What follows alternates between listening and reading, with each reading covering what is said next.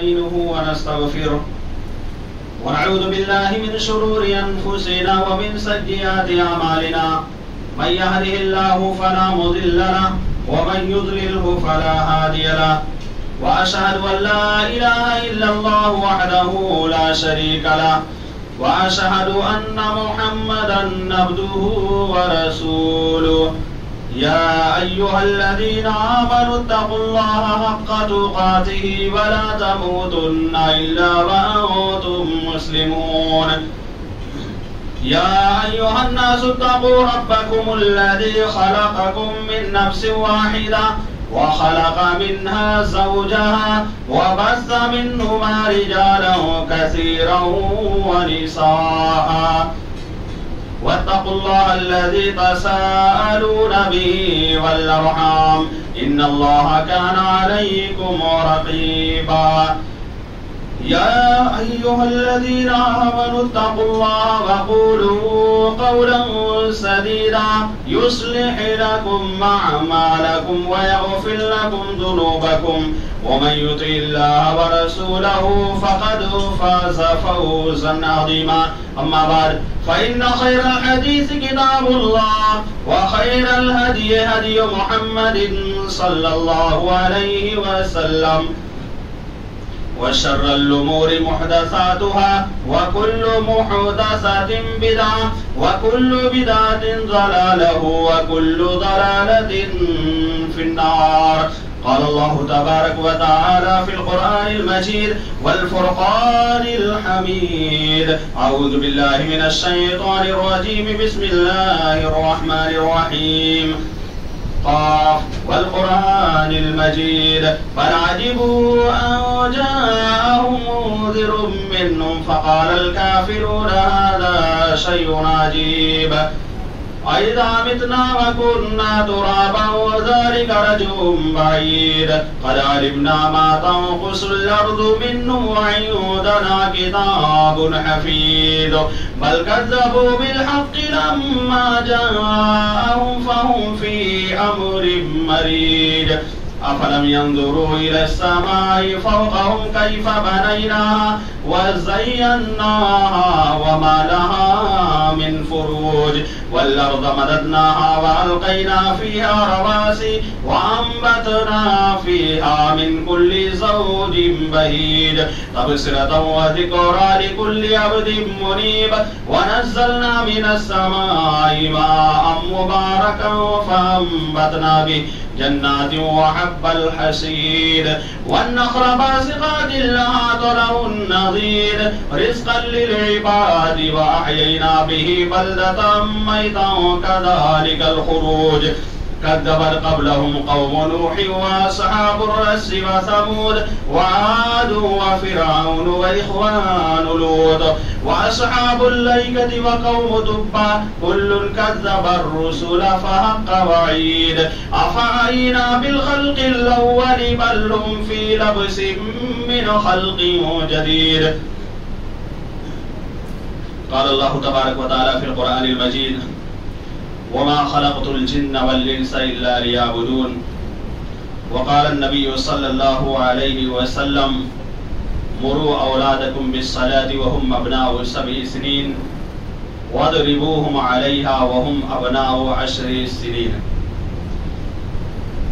معزز سامعین کرام، حاضرین جمعہ، میرے بزرگوں اور دوستوں، ہر طرح کی تعریف، حمد و ثنا، کبریائی اور بڑائی اس اللہ رب العالمین کے لیے لائق و زیبا ہے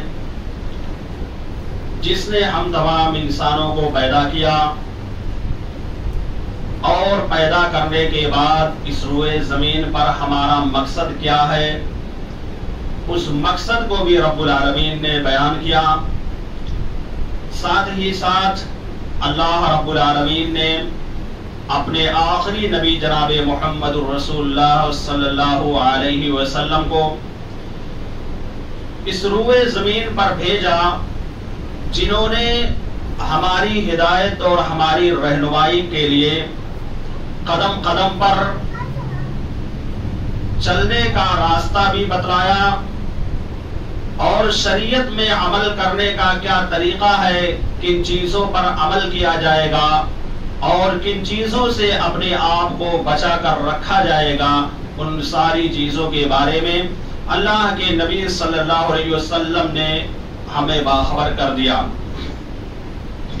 حاضرین جمعہ، آج کے اس خطبہ جمعہ میں میں آپ حضرات کے سامنے ایک ایسے عمل کے بارے میں گفتگو کروں گا جو عمل بہت ہی زیادہ اہمیت اور فضیلت کا حامل ہے، اور یہ عمل ایسا ہے کہ اس کے کرنے کی وجہ سے دل کو سکون ملتی ہے۔ انسان اگر مصیبت میں، پریشانی میں، دقت میں مبتلا ہو اور ان پریشانیوں کو وہ جھیل رہا ہو، ایسے میں اگر وہ آدمی اس عمل کو کر لیتا ہے تو وہ پریشانی ختم ہو جائے گی۔ خود اللہ کے نبی جناب محمد عربی صلی اللہ علیہ وسلم کے بارے میں آتا ہے کہ آپ صلی اللہ علیہ وسلم کے اوپر جب بھی کوئی پریشانی، کوئی مصیبت، کوئی دقت، کوئی ٹینشن آتی تو اللہ کے نبی صلی اللہ علیہ وسلم اس عمل کو کیا کرتے تھے۔ وہ عمل کیا ہے؟ وہ عمل ہے نماز، جس کے ذریعے سے اللہ کے نبی صلی اللہ علیہ وسلم اپنی تکلیفوں کو، اپنی پریشانیوں کو ختم کیا کرتے تھے۔ یہ عمل بہت ہی زیادہ محبوب ہے، جس کو اللہ رب العالمین نے ہر مکلف مسلمان پر فرض قرار دیا ہے، اور یہ عمل اتنا ہی زیادہ محبوب ہے کہ اللہ رب العالمین نے باقی فرائض کو اس روئے زمین پر فرض کیا، جیسے روزہ ہو گیا، زکوٰۃ ہو گیا، حج ہو گیا، تو اس روئے زمین پر جبریل امین کے ذریعے بھیج کر کے رب العالمین نے فرض کیا۔ لیکن جب نماز کا مسئلہ آیا تو اللہ کے نبی صلی اللہ علیہ وسلم کو رب العالمین نے اپنے پاس بلوا لیا، اور وہاں پر جہاں تک اللہ رب العالمین نے چاہا وہاں تک نبی کریم صلی اللہ علیہ وسلم گئے، اور وہاں پر بھی اللہ رب العالمین نے وحی کے ذریعے سے نبی کریم صلی اللہ علیہ وسلم پر نمازوں کو فرض کیا۔ ایسا نہیں کہ رب العالمین نے بلایا تو بالکل آمنے سامنے ہو کر کے فرض کیا، ایسا بالکل نہیں کیا، بلکہ پردے کے اوٹ سے رب العالمین نے اللہ کہ نبی صلی اللہ علیہ وسلم سے بات کی اور 50 وقت کی نمازوں کو فرض کر دیا۔ نبی کریم صلی اللہ علیہ وسلم، یہ بہت لمبی روایت ہے واقع معراج کے سلسلے میں، جس کا میں مختصر مفہوم آپ کے سامنے بتلانا چاہتا ہوں۔ جب اللہ رب العالمین نے 50 وقت کی نمازوں کو فرض کر دیا تو آپ صلی اللہ علیہ وسلم لوٹ کر آنے لگے، موسیٰ علیہ السلام سے ملاقات ہو گئی تو موسیٰ علیہ السلام نے سوال کر لیا کہ آپ کے رب نے آپ پر کون سی چیز فرض کی ہے، کیا تحفہ آپ کو دیا ہے؟ تو اللہ کے نبی صلی اللہ علیہ وسلم نے کہا کہ اللہ رب العالمین نے مجھ پر اور میری امت پر 50 وقت کی نمازوں کو فرض کر دیا ہے۔ موسیٰ علیہ السلام نے فوراً کہا کہ جائیے اور اپنے رب سے کچھ کنسیشن کروائیے، کم کروائیے، ورنہ آپ کی امت اس کو ادا نہیں کر پائے گی۔ اور موسیٰ علیہ السلام نے یہ بھی کہا کہ میں نے اپنی قوم کو باقاعدہ آزمایا ہے، میں نے اپنی قوم کا امتحان لیا ہے، ان کے اوپر اتنی زیادہ نمازیں نہیں تھی لیکن اس کے باوجود بھی ان لوگوں نے ادا نہیں کیا، لہٰذا اللہ رب العالمین کے پاس لوٹ جائیے اور کہیے کہ اللہ کچھ نمازوں کو کم کر دیجیے۔ تو اللہ کے نبی صلی اللہ علیہ وسلم جاتے ہیں، رب العالمین سے کہتے ہیں تو رب العالمین نے گھٹا کر 5 نماز کم کر دی، گویا کہ 45 وقت کی نماز کو لے کر پھر موسیٰ علیہ السلام کے پاس آتے ہیں، پھر سوال کر بیٹھتے ہیں کہ اللہ نے کتنا کم کیا؟ تو اللہ کے نبی صلی اللہ علیہ وسلم نے کہا کہ 5 وقت کی نمازوں کو کم کر دیا، گویا کہ 45 وقت کی نماز پڑھنا ہے۔ موسیٰ علیہ السلام نے کہا کہ ابھی بھی مجھے امید نہیں ہے کہ آپ کی امت ان 45 وقت کی نمازوں کو پڑھ سکے گی۔ تو اس کے بعد جاتے ہیں اور پھر کم کروا کر کے آتے ہیں. اس طرح کئی مرتبہ آپ کا آنا جانا اللہ رب العالمین اور موسیٰ علیہ السلام کے درمیان لگا رہا، یہاں تک کہ اللہ رب العالمین نے گھٹا کر کے 5 وقت کی نمازیں کر دی. 5 وقت کی نمازیں کر دی اور اللہ رب العالمین نے کہا کہ محمد رسول اللہ صلی اللہ علیہ وسلم گرچہ یہ 5 وقت کی نمازیں ہیں، آپ کی امت کو 5 وقت کی نمازوں کو پڑھنا ہے، لیکن اجر و ثواب کے لحاظ سے اگر دیکھا جائے تو 50 وقت کا اجر و ثواب ملے گا. کتنا؟ 5 وقت کی نماز اگر ہم پڑھ رہے ہیں تو اللہ رب العالمین اس پر ہم کو 50 وقت کی نمازوں کا ثواب عطا کر رہا ہے. تو یہ اللہ رب العالمین کا نبی کریم صلی اللہ علیہ وسلم پر اور امت محمدیہ پر بہت بڑا فضل و کرم اور بہت بڑا احسان ہے کہ اس نے 5 وقت کی نمازوں کے پڑھنے پر 50 وقت کے اجر و ثواب کا وعدہ کر رکھا ہے. گویا کہ اللہ رب العالمین اگر ہم 5 وقت کی نماز پابندی کے ساتھ پڑھ لیتے ہیں تو 50 وقت کے اجر و ثواب کو آسانی کے ساتھ حاصل کر سکتے ہیں. اس لیے ہمیں اور آپ کو اللہ رب العالمین کی اس نعمت پر شکر ادا کرنا چاہیے کہ اللہ رب العالمین نے ہمارے اوپر بہت بڑا انعام و اکرام کیا ہے. وہ انعام و اکرام یہ ہے کہ 5 وقت کی جگہ پر 50 وقت کا اجر و ثواب دے رہا ہے. آپ جب قرآن و حدیث اٹھا کر دیکھیں گے تو قرآن و حدیث کے اندر اللہ رب العالمین نے مختلف مقام پر نماز کی اہمیت کو واضح کیا ہے،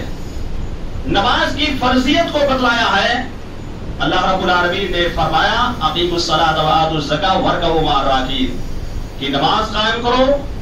زکات ادا کرو، وارکعوا مع الراکعین، اور رکوع کرنے والے لوگوں کے ساتھ رکوع کرو. اسی طرح سے دوسرے مقام پر رب العالمین نے بیان کیا وما امروا الا ليعبدوا الله مخلصين له الدين، کہ انہیں حکم دیا گیا ہے کہ وہ ایک اللہ رب العالمین کی عبادت و بندگی کریں اور اسی کے لیے دین کو خالص کر دیں. ذالک الدین القیم، اور یہی مضبوط دین ہے. تو ان دونوں آیات میں اللہ رب العالمین نے نماز کی فرضیت کو بیان کیا ہے. اللہ رب العالمین نے نماز کی اہمیت کو بیان کیا ہے کہ امت محمدیہ پر رب العالمین نے نماز کو فرض قرار دیا ہے. اور اس سے یہ بھی معلوم ہوتا ہے کہ نماز ہمیں بالکل ارکان و واجبات کے ساتھ ادا کرنا ہے. نماز کے جو ارکان ہیں، نماز کے جو واجبات ہیں یا نماز کے جو شروط ہیں، ان سارے شروط کو، ان سارے ارکان کو، واجبات کو سامنے رکھتے ہوئے ہمیں نماز ادا کرنا ہے. تبھی جا کر کے ہم کو اللہ رب العالمین مکمل طور پر اجر و ثواب سے نوازے گا. آج ہمارے بہت سارے بھائی ایسے ہیں جو نماز تو پڑھتے ہیں لیکن ان کو نماز پڑھنے کا صحیح معنوں میں طریقہ ہی نہیں معلوم ہے کہ کس طرح سے کون سی نماز پڑھی جائے گی، رکوع کے بعد اٹھنے کے بعد کون سی دعا پڑھی جائے گی، یا دونوں سجدوں کے درمیان کون سی دعا پڑھی جائے گی. اس کا بالکل اہتمام نہیں ہوتا ہے.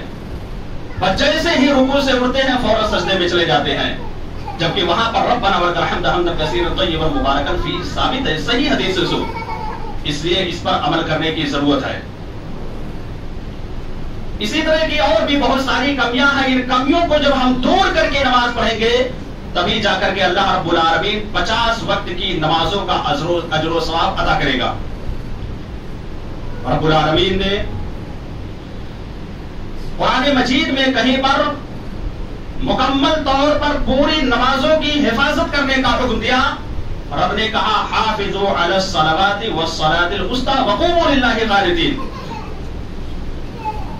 کہ تم تمام نمازوں کی حفاظت کرو، خصوصی طور پر عصر کی نماز کی حفاظت کرو. اس حدیث میں 5 نمازوں کے پڑھنے کا اہتمام کرنے کا، اس آیت کریمہ میں 5 نمازوں کے پڑھنے کا اہتمام کرنے کا حکم دیا گیا ہے، لیکن خصوصی طور پر اللہ رب العالمین نے عصر کی نماز پڑھنے کی فضیلت کو بیان کیا ہے، جو کہ اس کو صلاۃ وسطیٰ سے تعبیر کیا ہے، اور اس کو پڑھنا پابندی کے ساتھ ادا کرنا بہت ہی زیادہ ضروری ہے. اور بھی بہت ساری آیتیں موجود ہیں جہاں پر رب العالمین نے خود نماز پڑھنے کا حکم دیا ہے، وہیں پر رب نے اہل و عیال کو بھی حکم دیا ہے. کہا وَأَمُرْ أَهْلَكَ بِالصَّلَاةِ وَاصْطَبِرْ عَلَيْهَا لَا نَسْأَلُكَ رِزْقًا. وَأَمُرْ أَهْلَكَ بِالصَّلَاةِ کہ آپ اپنے اہل و عیال کو نماز کا حکم دو. صرف حکم دینے کا رب العالمین نے نہیں کہا، بلکہ اللہ رب العالمین نے کہا کہ وَاسْطَبِرْ عَلَيْهَا، اپنے اہل و عیال کو نماز کا حکم دو اور خود اس پر ڈٹے رہو، اس پر جم کر کے عبادت کرتے رہو. یعنی اہل و عیال کو تو حکم دینا ہے، ساتھ ہی ساتھ ہمیں بھی ڈٹ کر کے اللہ رب العالمین کی عبادت و بندگی کرنی ہے. رب نے کہا لا نسألک رزقا، ہم آپ سے رزق کے بارے میں سوال نہیں کرتے ہیں، نحن نرزقک، ہم آپ کو رزق دینے والے ہیں. تو ان تمام آیات سے یہ بات معلوم ہو جاتی ہے کہ اللہ رب العالمین کے نزدیک سب سے زیادہ محبوب عمل اللہ رب العالمین کی خاطر نماز ادا کرنا ہے. اور یہ نماز فرض عین بھی ہے، واجب ہے. اگر کوئی آدمی چھوڑ دیتا ہے جان بوجھ کر کے تو وہ آدمی گنہگار بھی ہو جائے گا. اسی طرح سے ایک جگہ پر اللہ رب العالمین نے نماز کی اہمیت اور فضیلت کو مد نظر رکھتے ہوئے نماز کو باقاعدہ ایمان بھی کہا ہے. فرمایا وَمَا كَانَ اللَّهُ لِيُضِيعَ إِيمَانَكُمْ کہ اللہ رب العالمین تمہارے ایمان کو ضائع و برباد نہیں کرے گا. ان اللہ غفور رحیم، بے شک اللہ رب العالمین بہت زیادہ بخشنے والا اور رحم کرنے والا ہے. اس آیت کریمہ کی تفسیر میں مفسرین نے بیان کیا ہے کہ تحویل قبلہ سے پہلے جب تمام کے تمام لوگ بیت المقدس کی طرف چہرہ کر کے نماز پڑھا کرتے تھے، اور جب قبلہ چینج ہو گیا، بدل دیا گیا، خانہ کعبہ کو متعین کر دیا گیا کہ اب اسی طرف چہرہ کر کے نماز پڑھنا ہے، تو وہ صحابہ کرام جو اس وقت موجود تھے اور انہوں نے بیت المقدس کی جانب چہرہ کر کے نماز پڑھا تھا، وہ اپنی عبادت کے بارے میں سوچنے لگے کہ ہماری وہ عبادتیں تو برباد ہو جائیں گی. تب اللہ رب العالمین نے کہا وَمَا كَانَ اللَّهُ لِيُضِيعَ إِيمَانَكُمْ، اللہ رب العالمین تمہارے ایمان کو ضائع نہیں کرے گا. گویا کہ یہاں ایمان سے مراد نماز ہے، یعنی جو تم نے نمازیں بیت المقدس کی طرف چہرہ کر کے پڑھا ہے وہ تمہاری نماز ضائع و برباد نہیں ہوگی. گویا کہ اللہ رب العالمین نے یہاں پر نماز کو ایمان سے تعبیر کیا ہے. قرآن و حدیث کی بہت ساری دلیلیں موجود ہیں. چند آیتیں میں نے آپ کے سامنے نماز کی اہمیت کے سلسلے میں بیان کی ہے. اس کے علاوہ آپ دیکھیں گے تو قرآن مجید کے اندر سب سے زیادہ اگر آیت آپ کو ملیں گی احکام کے بارے میں، فرائض کے بارے میں، تو آپ کو نماز کے بارے میں ملے گی. اس سے نماز کی اہمیت اور فرضیت واضح ہو جاتی ہے کہ نماز پڑھنا بہت ہی زیادہ ضروری ہے. بغیر نماز پڑھے ہوئے بیڑا پار نہیں ہو سکتا ہے، کامیابی نہیں مل سکتی ہے. اور کیوں اللہ رب العالمین نے سب سے زیادہ نماز کا تذکرہ کیا؟ اس کی وجہ یہ ہے کہ شہادتین کے اقرار کرنے کے بعد، رب العالمین پر ایمان لانے کے بعد، نبی کریم صلی اللہ علیہ وسلم کو اپنا نبی تسلیم کرنے کے بعد سب سے پہلے فرض اللہ رب العالمین نے نماز کو قرار دیا ہے. یعنی اس کے اقرار کرنے کے بعد نماز پڑھنا بالکل واجب ہو جائے گا. حضرت عبداللہ بن عمر رضی اللہ تعالیٰ عنہ حدیث کے راوی ہیں، متفق علیہ روایت ہے. آپ نے بیان کیا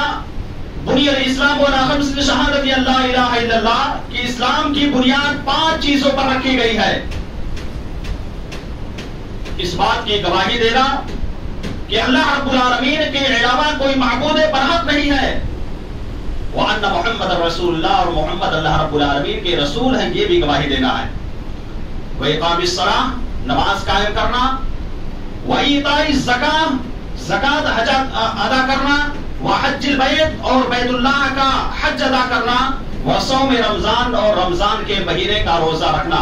اس لیے سے یہ بات معلوم ہوا کہ شہادتین کے اقرار کرنے کے بعد، اللہ رب العالمین پر ایمان لانے کے بعد ایک بندے مومن پر سب سے پہلا فریضہ یہ عائد ہو جاتا ہے کہ نماز پڑھنا بالکل واجب اور ضروری ہے. کسی بھی حالت میں چھوٹ نہیں ہے، ہر حال میں اللہ رب العالمین کی عبادت و بندگی کرنا ہے. اسی لیے صحیح بخاری اور مسلم کی روایت ہے، راوی حدیث جریر بن عبداللہ رضی اللہ تعالیٰ عنہ ہیں. وہ بیان کرتے ہیں کہ ہم لوگ جب اللہ کے رسول صلی اللہ علیہ وسلم سے بیعت لیتے تھے اسلام قبول کرنے کے بعد، تو اللہ کے رسول صلی اللہ علیہ وسلم سب سے پہلے ہمیں نماز قائم کرنے کے لیے عہد و پیمان لیتے تھے اور کہتے تھے کہ نماز قائم کرنے کا عہد و پیمان لو کہ ہم اسلام قبول کرنے کے بعد نماز قائم کرتے رہیں گے۔ جریر بن عبداللہ کہتے ہیں بایعت رسول اللہ صلی اللہ علیہ وسلم علی اقام الصلاۃ و ایتاء الزکاۃ والنصح لکل مسلم، کہ ہم نے اللہ کے رسول سے نماز قائم کرنے، زکات ادا کرنے اور ہر مسلمان کے ساتھ خیر خواہی کرنے کا کے بارے میں اللہ کے نبی صلی اللہ علیہ وسلم سے باقاعدہ بیعت لیا ہے۔ اس سے بھی معلوم ہو گیا کہ اللہ کے رسول صلی اللہ علیہ وسلم شہادتین کے اقرار کے بعد نماز پڑھنے کا حکم دیا کرتے تھے اور یہ بالکل واجب ہے۔ ام سلمہ رضی اللہ تعالی عنہا بیان کرتی ہے، صحیح بخاری و مسلم کی روایت ہے کہ نبی کریم صلی اللہ علیہ وسلم کی جب بیماری بہت ہی زیادہ ہو گئی، آپ انتہائی زیادہ بیمار تھے، بالکل انتقال ہونے کے قریب پہنچ چکے تھے، لیکن آپ صلی اللہ علیہ وسلم کی زبان پر اس وقت یہی جملہ جاری اور ساری رہا، الصلاۃ وما ملکت ایمانکم۔ ام سلمہ بیان کرتی ہے اللہ کے رسول صلی اللہ علیہ وسلم بار بار یہ کہتے تھے کہ نماز قائم کرو، نماز قائم کرو، نماز قائم کرو، وما ملکت ایمانکم، اور تمہارے جو غلام ہیں ان کے حقوق کو بھی ادا کرو۔ اگر نماز کی اہمیت اور فضیلت اور ضرورت اتنی زیادہ نہ ہوتی تو اللہ کے نبی صلی اللہ علیہ وسلم مرض الموت میں بالکل موت کے قریب پہنچ چکے ہیں، اس وقت میں بار بار اپنی زبان سے یہ جملہ ادا نہیں کرتے۔ حضرت علی رضی اللہ تعالیٰ عنہ کا خود بیان ہے، کان آخر کلام النبی صلی اللہ علیہ وسلم الصلاۃ وما ملکت ایمانکم، نبی کریم صلی اللہ علیہ وسلم کی زبان سے نکلنے والا آخری کلمہ نمازی تھا کہ نماز کو لازم پکڑو اور اپنے غلاموں کے ساتھ ان کے حقوق کو ادا کرو۔ تو یہ دلیلیں جو میں نے آپ حضرات کے سامنے پیش کی، اس سے یہی پتہ چلتا ہے کہ نماز کی اہمیت اور نماز کی فضیلت قرآن و حدیث کے اندر بہت ہی زیادہ موجود ہے۔ چند دلیلیں میں نے آپ کے سامنے صرف سمجھانے کے لیے پیش کی ہے تاکہ سمجھ میں آ جائے کہ ہم کو اس روئے زمین پر کیوں بھیجا گیا ہے، ہمارے پیدا کرنے کا مقصد کیا ہے۔ اس مقصد کو واضح کرنے کے لیے میں نے سوچا کہ آج کے خطبہ جمعہ میں اسی پر گفتگو کر لیا جائے۔ صحیح بخاری اور مسلم کی روایت ہے، معاذ بن جبل رضی اللہ تعالیٰ عنہ بیان کرتے ہیں کہ اللہ کے نبی صلی اللہ علیہ وسلم نے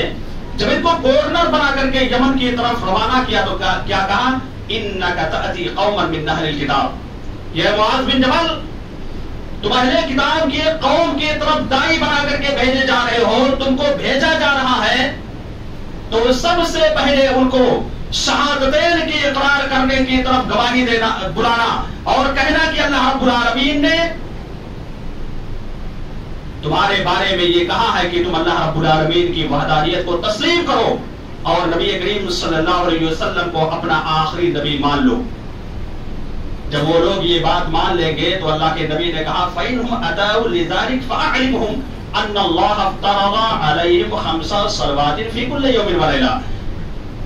کہ اللہ رب العالمین نے دن اور رات میں 5 وقت کی نمازوں کو فرض قرار دیا ہے اور اس کو ادا کرنا بالکل ضروری ہے، بغیر ادا کیے ہوئے کامل مومن نہیں ہو سکتے ہو۔ جب اس بات کو ماننے لگیں گے فَإِنْهُمْ أَتَاوْا لِذَلِكَ فَأَعْلِمْهُمْ أَنَّ اللَّهَ افْتَرَضَ عَلَيْهِمْ صَدَقَةً تُؤْخَذُ مِنْ أَغْنِيَائِهِمْ وَتُرَدُّ عَلَىٰ فُقَرَائِهِمْ، کہ تمہارے جو مالدار ہوں گے، تم میں سے جو مالدار ہوں گے ان سے صدقات و خیرات لیا جائے گا اور پھر اس صدقے کو، اس خیرات کو تمہیں میں سے جو لوگ فقیر ہوں گے، محتاج ہوں گے، غریب ہوں گے، انہی لوگوں کے اوپر لوٹا دیا جائے گا، واپس کر دیا جائے گا۔ تو یہاں پر کہنے کا مقصد یہ ہے کہ اللہ کے نبی صلی اللہ علیہ وسلم نے جب معاذ بن جبل کو یمن کا گورنر بنا کر، حاکم بنا کر بھیجا تو آپ نے یہی وصیت کی تھی کہ شہادتین کے اقرار کرنے کے بعد ان کو کہنا کہ تمہارے اوپر اللہ رب العالمین نے 5 وقت کی نمازوں کو فرض قرار دیا ہے، واجب قرار دیا ہے، لہذا ان نمازوں کو پابندی کے ساتھ ادا کرنا بالکل ضروری ہے۔ اسی طرح سے ایک اور روایت پیش کرتا ہوں میں آپ کے سامنے حضرت طلحہ بن عبید اللہ رضی اللہ تعالیٰ عنہ بیان کرتے ہیں کہ اہل نجد میں سے، نجد ایک جگہ کا نام ہے، ایک شہر کا نام ہے، یہاں سے ایک آدمی اللہ کے نبی صلی اللہ علیہ وسلم کے پاس آتا ہے جس کے سر کے بال بکھرے ہوئے تھے، بڑا گندا تھا اس کا کپڑا. وہ آ کر کے نبی کریم صلی اللہ علیہ وسلم کے قریب بیٹھ جاتا ہے اور آپ صلی اللہ علیہ وسلم سے اسلام کے بارے میں سوال کرنے لگتا ہے، پوچھنے لگتا ہے کہ اللہ کے نبی صلی اللہ علیہ وسلم مجھے ذرا اسلام کے بارے میں بتلا دیجئے کہ اسلام کسے کہتے ہیں. تو اللہ کے نبی صلی اللہ علیہ وسلم نے سب سے پہلے یہی کہا تھا، خمس صلوات فی کل یوم و لیلہ، کہ اللہ رب العالمین نے دن اور رات میں 5 وقت کی نمازوں کو فرض قرار دیا ہے. اس نے کہا کہ اللہ کے نبی کیا اس کے علاوہ اور بھی کوئی نماز ہے؟ تو آپ نے فرمایا لا الا ان تطوع، نہیں، البتہ اگر تم نفلی نماز پڑھنا چاہتے ہو تو پڑھ سکتے ہو. پھر اللہ کے نبی صلی اللہ علیہ وسلم نے اس آدمی سے کہا کہ اللہ رب العالمین نے رمضان کے مہینے کا روزہ بھی فرض قرار دیا ہے. تو اس نے کہا کہ اللہ کے نبی کیا اس کے علاوہ اور بھی کوئی روزہ ہے جو ہم رہ سکتے ہیں؟ تو نبی کریم صلی اللہ علیہ وسلم نے کہا کہ ہاں، نفلی روزہ اگر تم رکھنا چاہتے ہو تو رکھ سکتے ہو. اسی طرح سے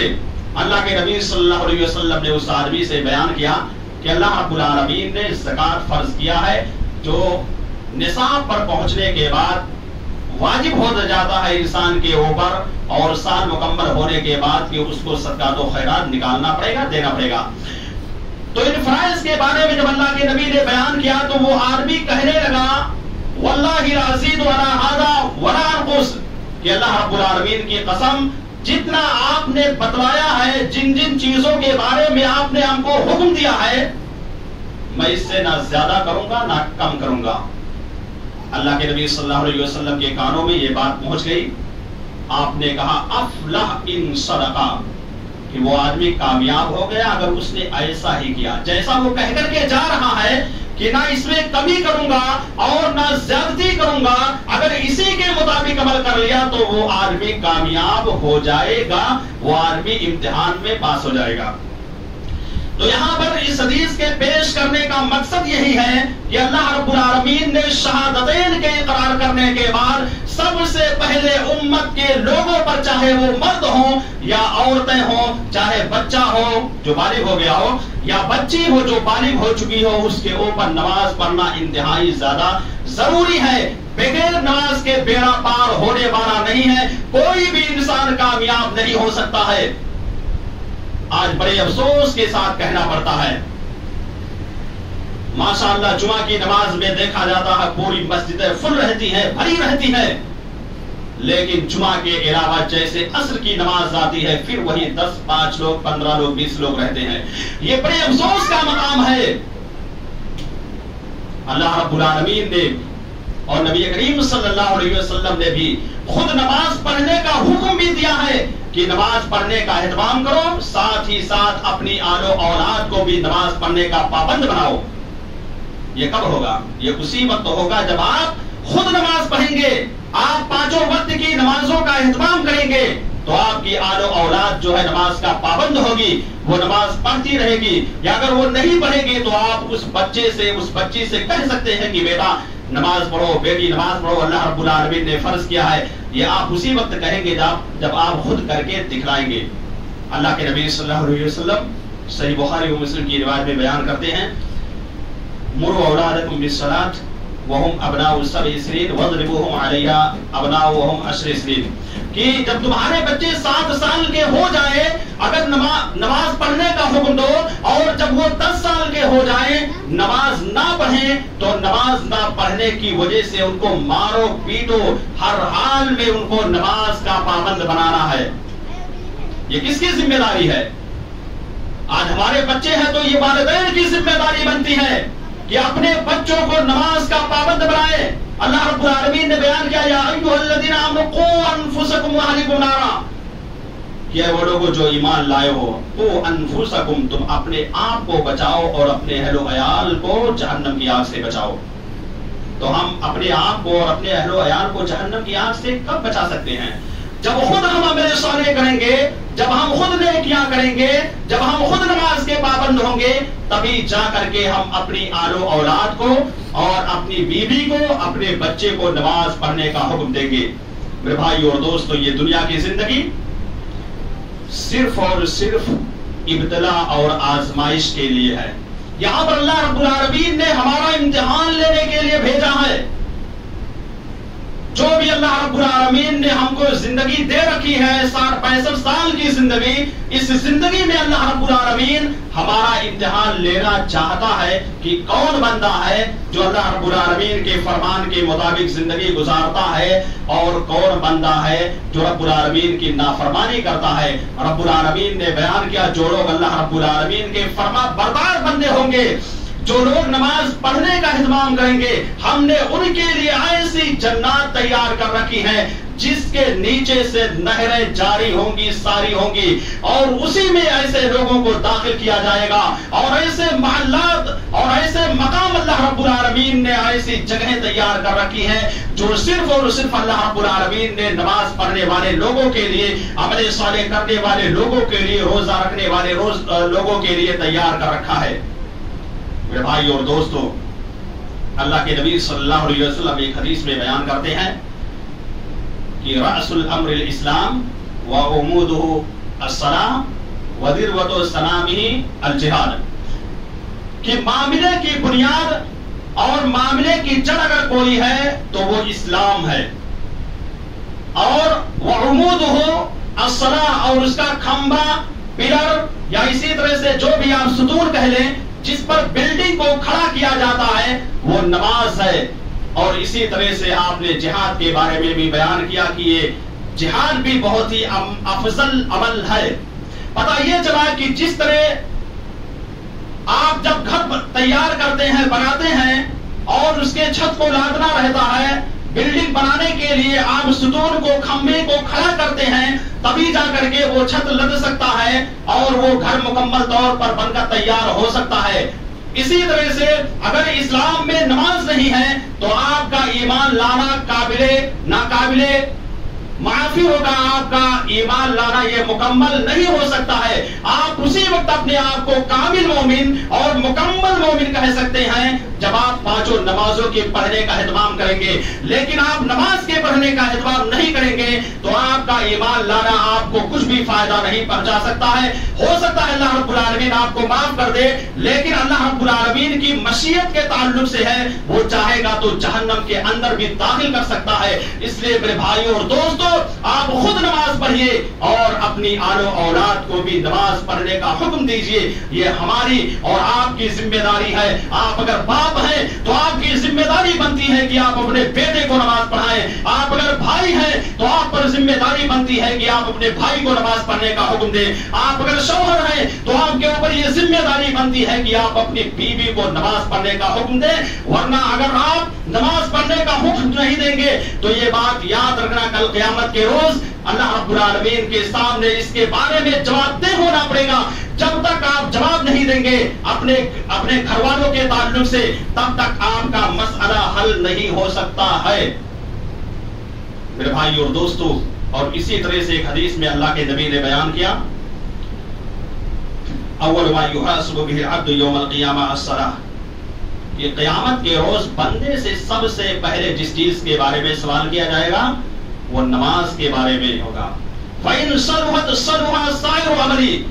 اگر نماز کا مسئلہ صحیح ہو گیا تو اس کے علاوہ جتنے بھی عمل ہوں گے وہ آسانی کے ساتھ حل ہوتے چلے جائیں گے۔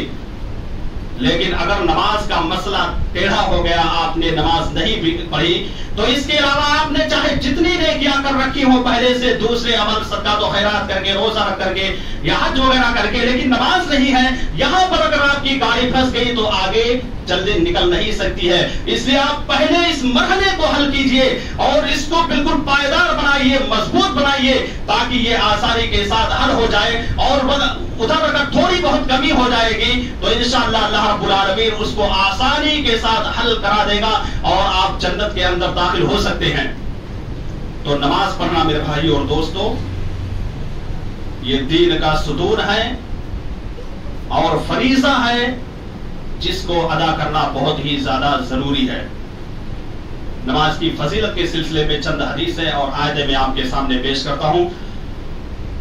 کہ جب آدمی نماز پڑھے گا تو نماز کے پڑھنے کی وجہ سے وہ آدمی برائیوں سے دور بھی رہ سکتا ہے، جیسا کہ اللہ رب العالمین نے قرآن مجید کے اندر بیان کیا سورۃ العنکبوت، اتل ما اوحی الیک من الکتاب واقم الصلاۃ، کہ نبی کریم صلی اللہ علیہ وسلم جس کتاب کی آپ کی طرف وحی کی جا رہی ہے آپ اس کو تلاوت کیجئے، آپ اس کو پڑھیے، واقم الصلاۃ اور نماز قائم کیجئے، ان الصلاۃ تنہی عن الفحشاء والمنکر، اس لیے کہ نماز بے حیائی اور فحش کاموں سے غلط کاموں سے روکتی ہے، وَلَذِكْرُ اللَّهِ اکبر، اور اللہ رب العالمین کا ذکر کرنا یہ بہت ہی بڑا ہے۔ تو پتہ یہ چلا کہ نماز جب انسان پڑھے گا تو بے حیائی سے، غلط کاموں سے، برے کاموں سے وہ آدمی رکا رہے گا۔ مثال کے طور پر اگر کوئی آدمی نمازی ہے اور برائی کرنے کا وہ ارادہ کر رہا ہو، سوچ رہا ہو کہ یہ برا کام ہم کو کرنا ہے، لیکن جب اپنے نماز کے بارے میں سوچے گا، ارے یار میں تو نمازی ہوں، نماز پڑھ رہا ہوں، معاشرے کے لوگ کہتے ہیں کہ یہ نمازی ہے، دیکھتے ہیں کہ پانچوں وقت مسجد میں آ رہا ہے، تو یہ ساری چیزیں سوچ کر کے وہ فوراً برائی سے رک جائے گا، باز آ جائے گا کہ اگر میں نے یہ برائی کر دیا تو جتنی میں عبادتیں کر رہا ہوں وہ تو برباد ہی ہوگا، ساتھ میں معاشرے کے اندر میری بہت ہی بے عزتی ہوگی۔ تو یہاں پر نماز پڑھنے کی وجہ سے انسان برائی سے رک جاتا ہے، باز آ جاتا ہے، اس لیے نماز کا پڑھنا بہت ہی زیادہ ضروری ہے۔ اسی طرح سے شہادتین کے اقرار کرنے کے بعد نبی کریم صلی اللہ علیہ وسلم نے سب سے افضل عمل اسی کو قرار دیا ہے۔ حضرت عبداللہ بن مسعود رضی اللہ تعالیٰ عنہ حدیث کے راوی ہے، صحیح بخاری و مسلم کی روایت ہے، اللہ کے رسول صلی اللہ علیہ وسلم سے انہوں نے سوال کیا ای العمل احب الی اللہ عز وجل، کہ اللہ کے رسول صلی اللہ علیہ وسلم آپ بتلائیے کہ اللہ رب العالمین کے نزدیک سب سے محبوب عمل کون سا ہے؟ تو آپ صلی اللہ علیہ وسلم نے بیان کیا الصلاۃ علی وقتہا، یعنی وقت مقررہ پر نماز ادا کرنا، یعنی جو وقت متعین کر دیا گیا ہو، جو اول وقت ہو اسی وقت میں نماز پڑھنا، یہ اللہ رب العالمین کے نزدیک سب سے زیادہ محبوب عمل ہے۔ پتہ یہ چلا کہ جو وقت متعین کر دیا گیا ہو کہ اسی وقت میں فلاں وقت کی نماز پڑھی جائے گی، اور اول وقت کا خیال رکھتے ہوئے اگر آدمی نماز پڑھتا ہے تو اللہ رب العالمین کے نزدیک سب سے زیادہ محبوب عمل یہی ہے۔ پھر صحابہ کرام نے، وہ صحابی جو راوی حدیث ہے، انہوں نے کہا کہ میں نے اللہ کے نبی سے سوال کیا، پھر بتلائیے اس کے بعد کون سا عمل ہے؟ تو آپ نے کہا ثم بر الوالدین، والدین کی فرما برداری کرنا، یعنی نماز کے بعد سب سے زیادہ اہم عمل اگر کوئی ہے تو والدین کی فرما برداری کرنا، والدین کے ساتھ حسن سلوک کرنا،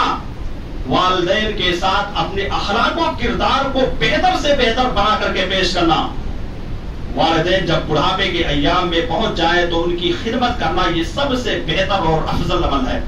آج ہوتا کیا ہے ہمارے معاشرے میں کہ بہت سے نادان جن کو شریعت کے بارے میں علم نہیں ہوتا ہے، جب ان کی شادی ہو جاتی ہے تو شادی ہونے کے بعد وہ اپنے والدین کو بالکل بھول جاتے ہیں، ایسا لگتا ہے جو ان کی وائف آئی ہوئی ہے اسی نے ان کو پیدا کر دیا ہے، بالکل اسی طرح سے ماننے لگتے ہیں، اپنے والدین کو بالائے طاق رکھ دیتے ہیں، نہ ان کی بات مانتے ہیں، نہ ان سے بات کرتے ہیں، نہ ان کے خرچے کا انتظام کرتے ہیں، کھانے پینے کا انتظام کرتے ہیں۔ اس طرح بہت سے لوگ آپ کو مل جائیں گے، آپ معاشرے میں رہتے ہیں، آپ ہم سے زیادہ سمجھتے ہوں گے، آپ کو اس کے بارے میں بخوبی علم ہوگا۔ میرا جو مشاہدہ ہے اور میرے علم کے مطابق جو باتیں میرے پاس موجود ہیں اس اعتبار سے کہہ رہا ہوں کہ یہ بیماری بہت ہی زیادہ پائی جا رہی ہے کہ شادی ہونے کے بعد بہت سارے اولاد ایسے ہوتے ہیں جو اپنے والدین کو چھوڑ دیتے ہیں، جبکہ اللہ کے نبی نے یہاں پر نماز کے بعد سب سے افضل عمل اگر کوئی ہے تو اس کے بارے میں بتلا دیا کہ یہ نماز کے بعد والدین کے ساتھ فرما برداری کرنا ہے، والدین کے ساتھ حسن سلوک کے ساتھ پیش آنا ہے۔ پھر اس کے بعد صحابی نے سوال کیا کہ اللہ کے رسول اس کے بعد کیا؟ تو اللہ کے رسول نے کہا الجہاد فی سبیل اللہ، اللہ رب العالمین کی راہ میں جہاد کرنا۔ اسی طرح سے جب انسان نماز پڑھنے کا اہتمام کرے گا، نمازوں کو پابندی کے ساتھ ادا کرے گا تو یہ نمازیں انسان کے گناہوں کو ختم کر دیں گی۔ جو چھوٹے چھوٹے گناہ ہو جاتے ہیں جیسے ظہر عصر کے درمیان یا فجر عصر کے درمیان، فجر اور ظہر کے درمیان، یا اسی طرح سے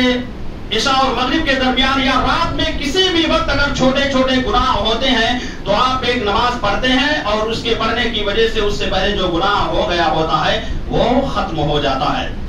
تو پتہ یہ چلا کہ یہ نماز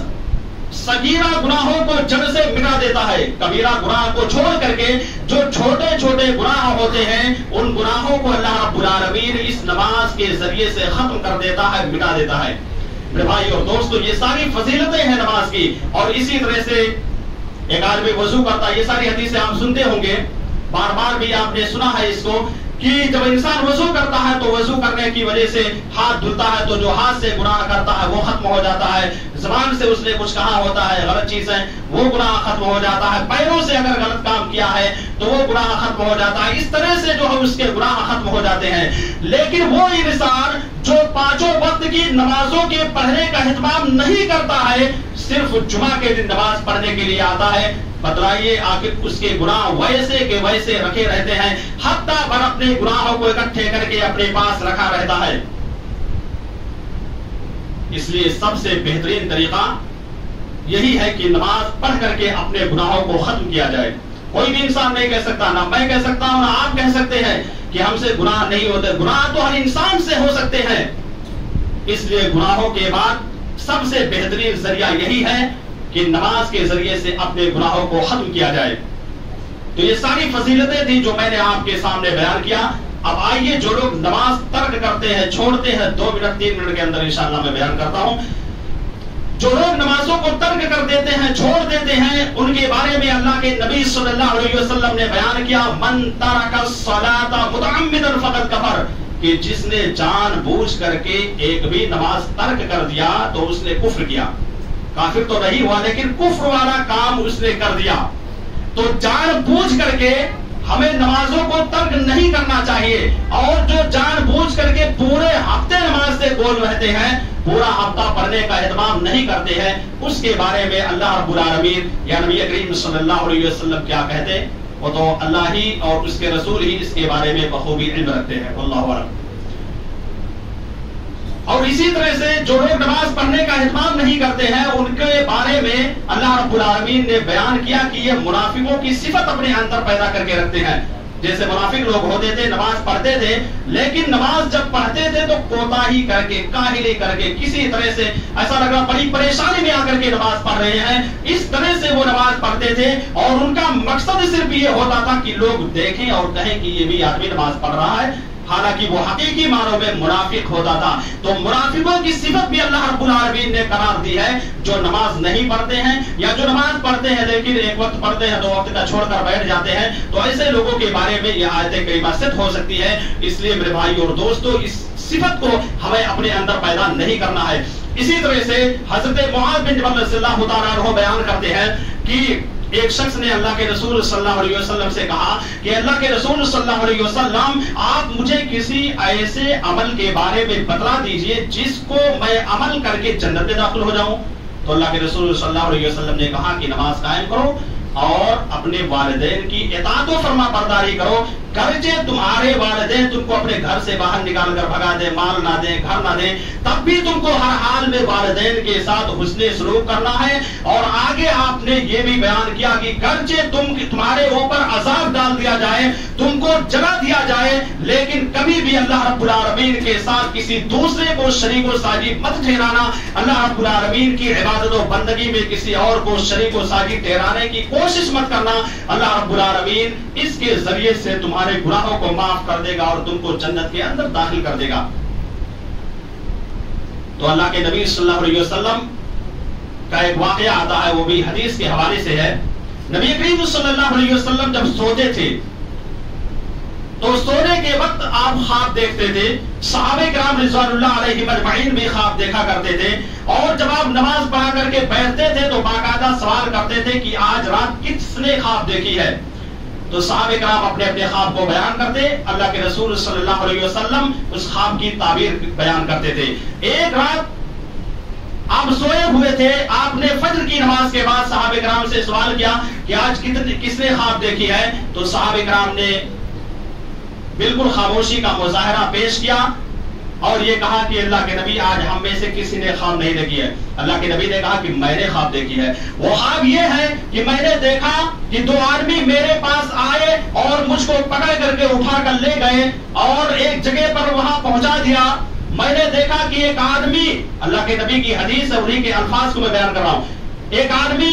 اپنے ہاتھ میں پتھر لے کر کے کھڑا ہے اور ایک آدمی لیٹا ہوا ہے اور وہ پتھر اٹھا کر کے اس آدمی کے اوپر پھینک رہا ہے. اس کا پورا سر چکنا چور ہو جاتا ہے, اس کے سر بالکل ادھر ادھر بکھر جاتے ہیں. اللہ کے نبی صلی اللہ علیہ وسلم کہتے ہیں کہ میں نے سوال کیا کہ یہ کون سے لوگ ہیں, تو ان دونوں فرشتوں نے کہا کہ اور آگے چلیے. اللہ کے نبی صلی اللہ علیہ وسلم کہتے ہیں کہ میں اور آگے گیا, پھر اس کے بعد جا کر کے ان لوگوں نے بتلایا کہ یہ وہ لوگ ہیں جو دنیا کے اندر قرآن پڑھتے تھے لیکن قرآن کے معنی و مفہوم کو سمجھنے کے باوجود اس پر عمل نہیں کرتے تھے اور ساتھ ہی ساتھ نماز چھوڑتے تھے, نماز نہیں پڑھتے تھے. میرے بھائی اور دوستو, اس وعید کو آپ ہمیشہ اپنے سامنے رکھیے اور اس کو رکھنے کے بعد آپ سوچئے کہ اللہ رب العالمین نے ہمیں اس روئے زمین پر اس لیے بھیجا ہے کہ ہم اس کی عبادت و بندگی کریں. اگر ہم اس کی عبادت و بندگی نہیں کریں گے تو کل قیامت کے روز ہمارا بھی یہی حشر ہو سکتا ہے. اللہ نہ کرے کسی کا ایسا حشر ہو, لیکن یہ سوچ کر کے آپ ایسا عمل کیجئے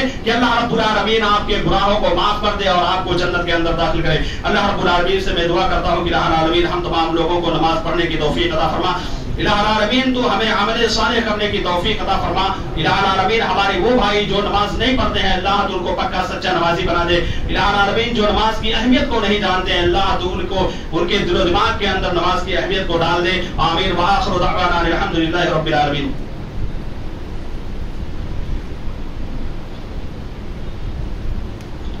إن الحمد لله نحمده ونستعينه ونستغفره ونعوذ بالله من شرور أنفسنا ومن سيئات أعمالنا من يهده الله فلا مضل له ومن يضلله فلا هادي له وأشهد أن لا إله إلا الله وحده لا شريك له وأشهد أن محمدا عبده ورسوله. أما بعد إن الله وملائكته يصلون على النبي يا أيها الذين آمنوا صلوا عليه وسلموا تسليما. اللهم صل على محمد وعلى آل محمد كما صليت على إبراهيم وعلى آل إبراهيم إنك حميد مجيد. اللهم بارك على محمد وعلى ال محمد كما باركت على ابراهيم وعلى ال ابراهيم انك حميد مجيد. عباد الله رحمكم الله, ان الله يأمر بالعدل والاحسان وايتاء ذي القربى وينهى عن الفحشاء والمنكر والبغي يعظكم لعلكم تذكرون. اذكروا الله يذكركم وادعوه يستجب لكم ولذكر الله تعالى وعلى واجل واتم واكبر.